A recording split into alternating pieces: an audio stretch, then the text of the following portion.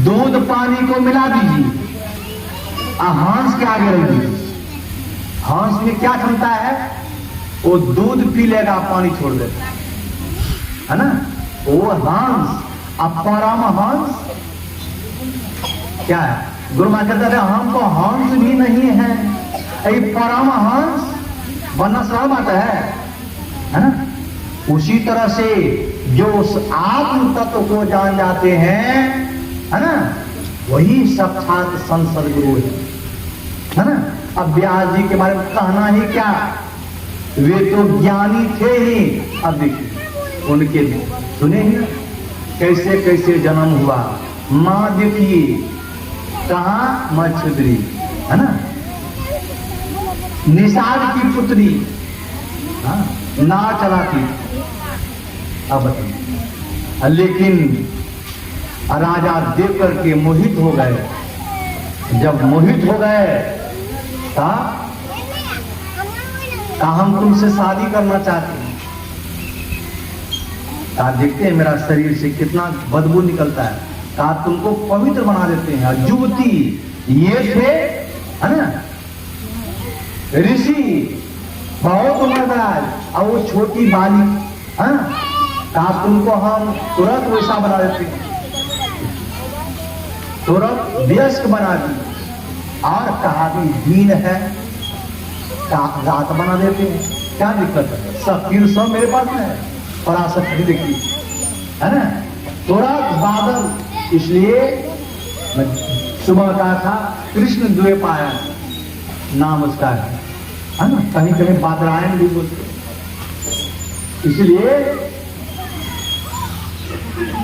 उसी से कहा देखो अभी का जो मुहूर्त है, इस मुहूर्त में अगर किसी स्त्री के साथ आधान किया जाए, उससे जो बालक होगा इस धरती पर बहुत तेजस्वी ज्ञानी होगा, इस संसार का कल्याण करने वाला होगा, है ना?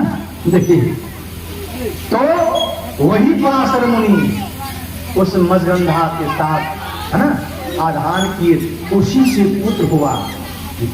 वही हुए वेद व्यास का महाभारत पढ़ के देखिए।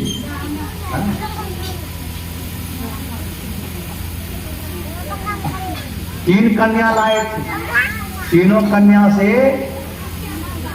उसका पति मर गया। आप तब मंचुद्री बहुत उदास था, अब ये रक्षक कौन होगा? अब ये क्या कहते भीष्म पितामह, ये तो ब्रह्मचारी है ना, हाँ क्या होगा? तब व्यास जी को बुलाए थे, क्या बेटा आज देश का रक्षक कोई नहीं है, इसलिए तुमसे प्रार्थना है, मुझे पुत्र चाहिए, ये राजकुमारी है। क्या ठीक है, माँ का आदेश देकर के लिखी। वे लोग समर्थ थे, समर्थ के नहीं दोष गोसाई, है ना, समर्थवान के लिए कुछ भी नहीं है ना। हाँ ठीक है, तब गए व्यास जी, है ना, व्यास जी जो भी थे बहुत तेजस्वी। जब उस राजकुमारी के पास गए, डर से आंख बंद कर ली, आंख जो बंद की देखी, लौट करके जब आए पूछते हैं रानी बेटा क्या होगा? कहा पुत्र तो होगा लेकिन अंधा होगा। पुत्र तो होगा, अंधा होगा। पुत्र भी अंधा राजभोग कैसे देगा? कहा बेटा एक बार और जाओ। दूसरी राजकुमारी के पास गए, है ना, वे भी डर से शरीर पीला हो गए, है ना। कहा देखो मां संतान तो होगा, ये भी डमरिया होगा, पिलिया रोग, है ना, पांडु। कहा देखिए पुत्र भी हुआ, वो भी रोगी, क्या होगा लाभ? तब तीसरी बार व्यास जी उस दासी के साथ, है ना, आधान किए, है ना, आधान किए, तब उससे जो संतान, कहा कि मां यह जो पुत्र होगा बहुत ज्ञानी, है ना, वही हुए विदुर जी। तो ऋषि मुनि व्यास जी, और उसी व्यास जी के पुत्र कौन हुए? सुखदेव मुनि। देखिए, और वे भी साधारण नहीं थे, गर्भ से ज्ञानी। तो जिसका पिता माता ऐसा होगा, संतान कैसा होगा? इसलिए अगर हम आप चाहते हैं आत्म कल्याण, तो महापुरुष कहते हैं जब तक गुरु के पास नहीं जाएंगे, बिन गुरु होई की ज्ञान, ज्ञान की होई बैरागी, गावही वेद पुराण, सुख की लहिया हरि भक्ति बिनु। ताभिषण कहते हैं। तो सुने, गुरु का अपमान करने से एक बार हर मंदिर में जपत रहो शिव नाम। अब गुरु आए अभिमानते उठ नहीं किन पड़ना।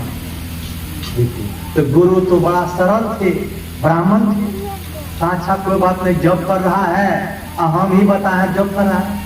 लेकिन गुरु का अपमान करने से उसी मंदिर में शिव जी देखिए प्रकट हो गए। तारे पाखंडी अभिमानी है, जो गुरु तुमको ज्ञान दिया वे आए, तुम प्रणाम नहीं किया। आकाशवाणी होती है ना, बस आकाशवाणी हुई कि जाओ तुम 10,000 वर्ष तक अजगर जोनी में रहो, 10,000 वर्ष तक। अब बताइए, अब तो वे ब्राह्मण भी सुने और वे साधारण जो थे नीच जाति है ना, वे भी सुना। अब कुछ खर का सब गुरु महाराज क्या करते हैं, भगवान शिव का स्तुति करते, नमामि निशान निर्वाण रूपम विभुम व्याप्तम, इस तरह से पूरा स्तुति किए। तब शिव जी फिर प्रकट होते हैं आकाशवाणी के, हे ब्राह्मण वर मांगो, वर मांगो। ये ब्राह्मण कहते हैं प्रभु हमको भक्ति दीजिए, साजा तो इसी जन्म में भक्ति पूरी हो जाएगी। कहा प्रभु और वरदान दीजिए। कहा क्या?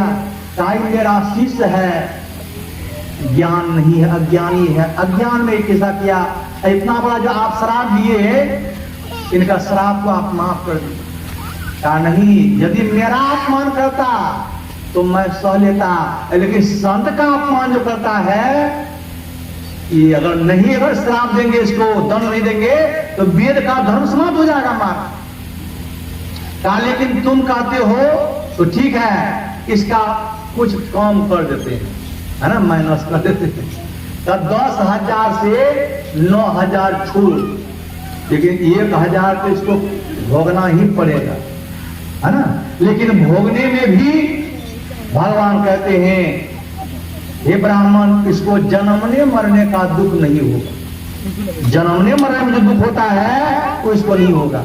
और जिस जिस योनि में, जिस जिस शरीर में जाएगा, इस सब ज्ञान बना रहेगा और इसकी गति में कमी नहीं आएगी। भगवान अंतर्ध्यान हो रहा है। तब कहता है शूद्र हमको क्षमा करता। देखा, संत का अपमान करने से, गुरु का अपमान करने से क्या होता है।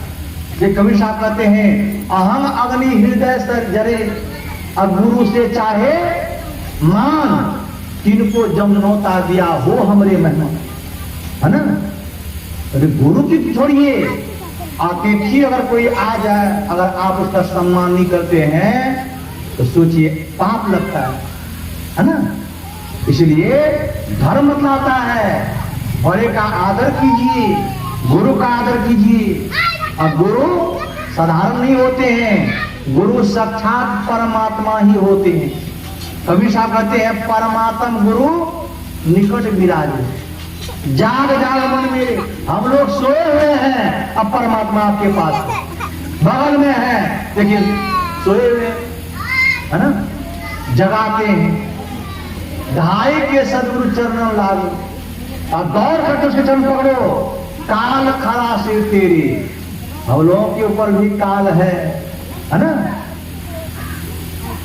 काल मुख से नींबू की भाग उगमा कहते हैं, ध्यान केवल भाई दे, ऐसो अवसर हो कोई हो तो रोई हो पछताए। हम आप भी काल के मुख में हैं, लेकिन कौन बचाएगा इससे। कबीर साहब कहते हैं गुरु, है ना, जग में गुरु